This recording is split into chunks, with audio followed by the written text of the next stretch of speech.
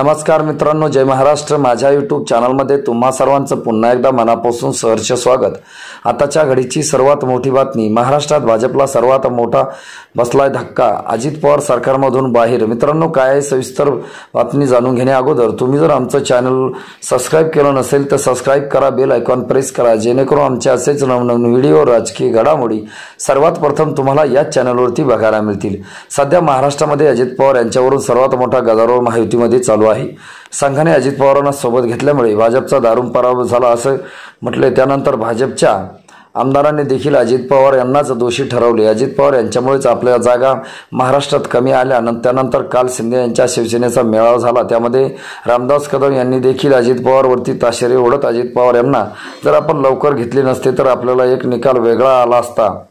अजित पवारांमुळे आपल्याला खूप मोठा फटका बसला आहे असं त्यांनी म्हटलं आहे। त्यामुळे अजित पवार आता सर्वात मोठा निर्णय घेण्याच्या तयारीमध्ये आहेत।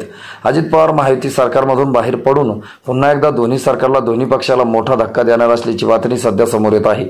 त्यामुळे राज्याच्या राजकारणात अजित पवार पुन्हा महायुतीतून बाहेर पडून शरद पवारांची, ठाकरेंची साथ देणार का, यावर सगळ्यांनी सध्या विचार मंथन केलं जात आहे।